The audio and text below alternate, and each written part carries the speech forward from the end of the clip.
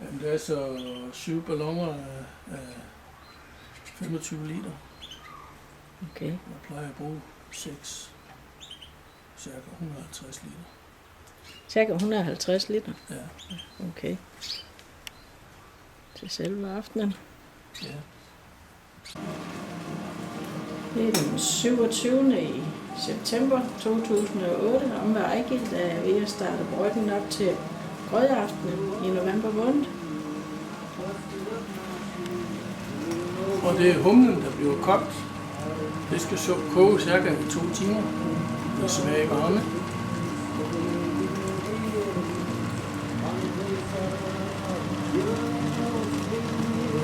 Og det her gode sukker bliver velanvendt. Hvor mange liter har du i det der? Ja, det er jo cirka 12-15 liter. Okay. Humlen koges i. Ja. Og det plejer at være nok? Det er nok til det. Ja. Så kommer der yderligere 1,5 liter vand i ovenpå på mælken. Ja.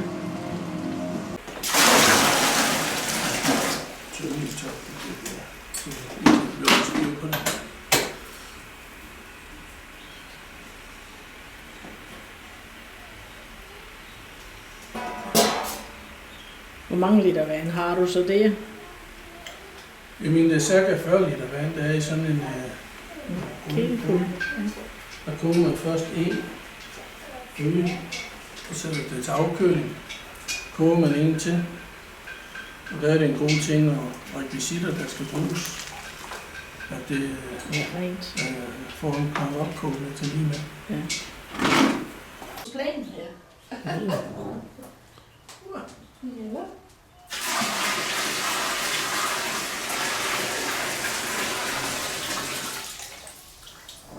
Og så sætter vi den herop. Ja.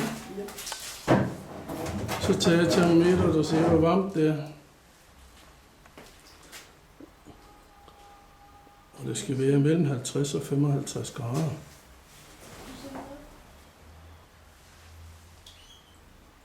Nej, 40. Ja. 40. Og det er meget fint. Så tager jeg noget kogende vand og kommer i en spand eller to. En spand eller to.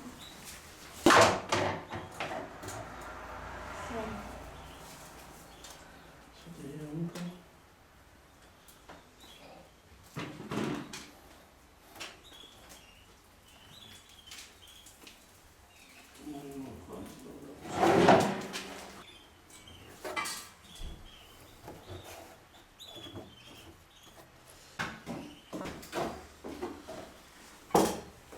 Nu kommer Grete med hvad? Humlen. En mere.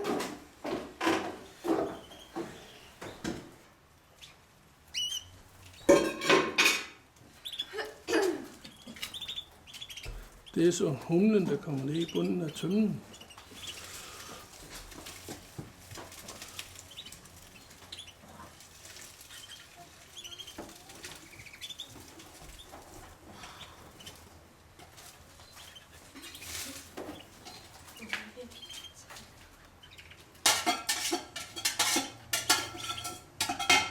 Og det er så malten fra Ørbæk Refining Bryggeriet.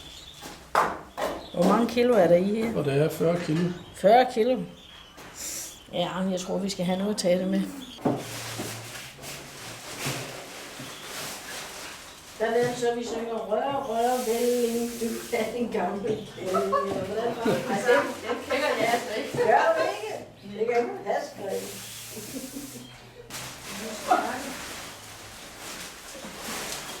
Ja.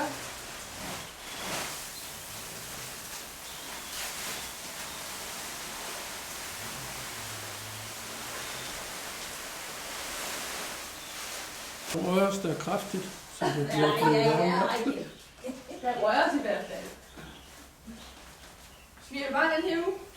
Ja, lige længere ud i glasen, så. Og det er bagved det. Ja, du har vel set det. Bogmøbrød.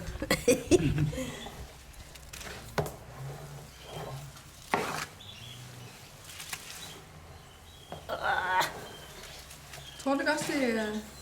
Det er da helt tungt. Det er mere tørt, så.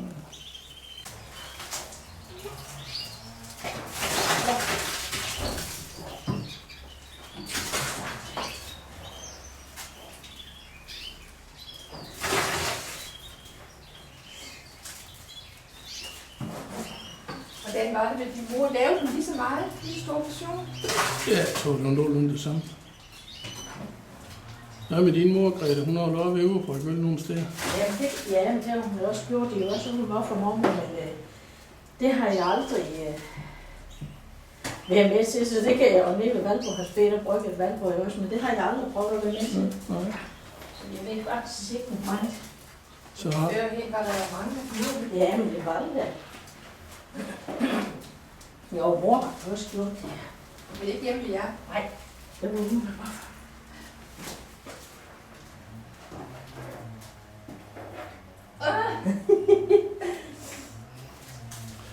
og så skal det stå og trække i cirka 2 timer, så er det klar til at blive tappet af og stillet til afkøling.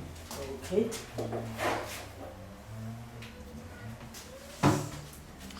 Og en ny portion bliver hældt på. Altså, Og der skal ikke røre til noget i det til. Og lige nu får det alle vand lige, så går lige flere en gang i den mere. det er ikke for bygget. Lidt for dybt ned i hånden.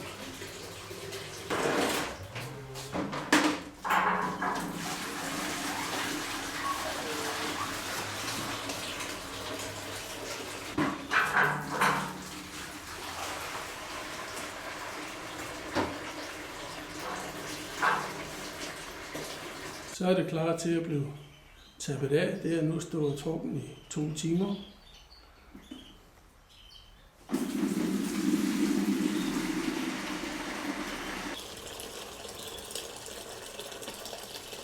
Så jeg skal jo også kunne løfte den jo. Så stopper der gryden. Sådan. Så har vi saneret noget hertil.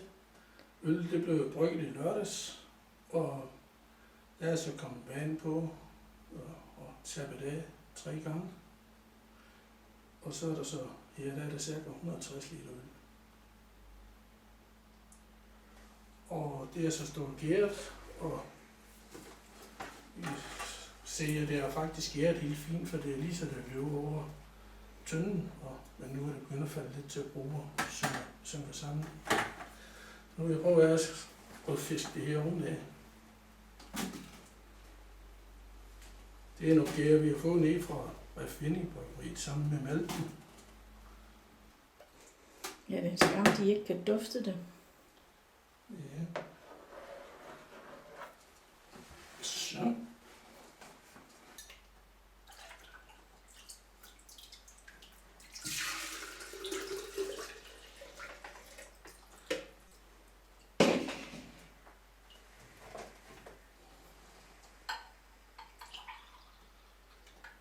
Ja. Skål, Rikke. Skål. Så skal øl så øses over på vinballonen. Det kommer lige igennem de her net her, for ligesom at tage lidt grums.